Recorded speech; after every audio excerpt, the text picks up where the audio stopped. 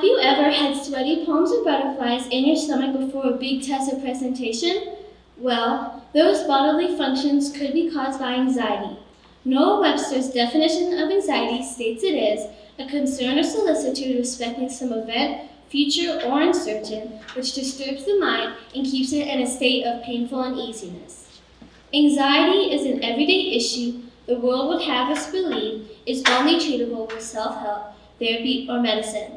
However, the Lord has given us a plan to battle anxiety by teaching us not to worry or to be anxious, by praying, petitioning, and praising Him that His peace will guard our hearts and minds.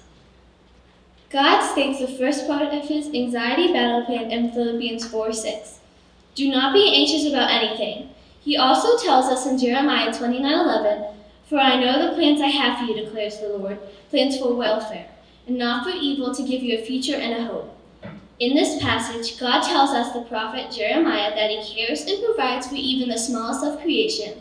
Therefore, we know He will provide for us. In 1 Peter 5:7, we are told to cast all your anxiety on Him because He cares for you. We are instructed to trust Him to handle our worries. Finally, Peter reminds us that worrying cannot add a single hour to our life, but instead, we should trust that God can give us wisdom and direction for issues or problems we are facing.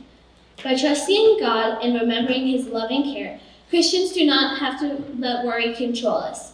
We are safe in God's hands. The second part of God's battle plan is prayer, petition, and praise.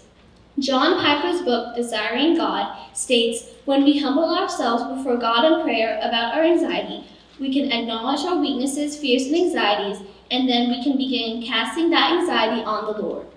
When Christians pray and give their stresses to God, He will hear them.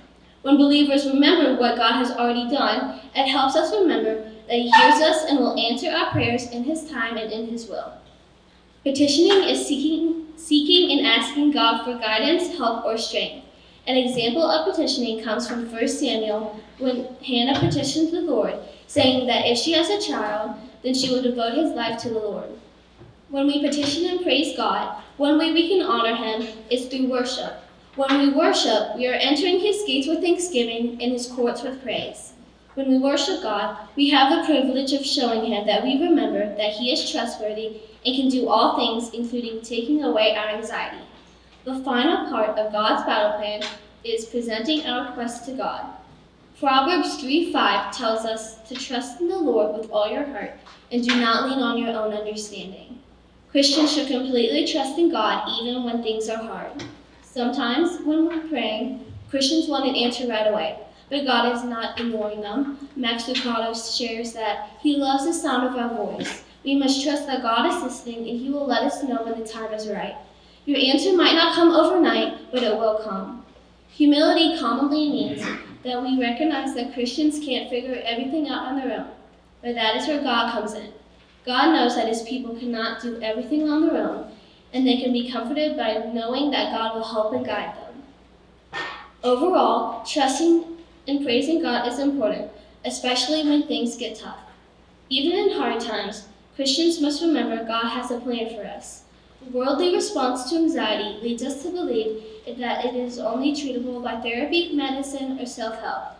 But as believers, we know the Lord has given us instructions to deal with anxious times. He teaches us not to worry or to be anxious. We accomplish this by petitioning, praying, and praising Him, and by presenting our desires to Him and allowing His peace to guard our hearts and minds. However, Christians must humble themselves before God and wait patiently for an answer. So, how are you going to face your worries today? Thank you.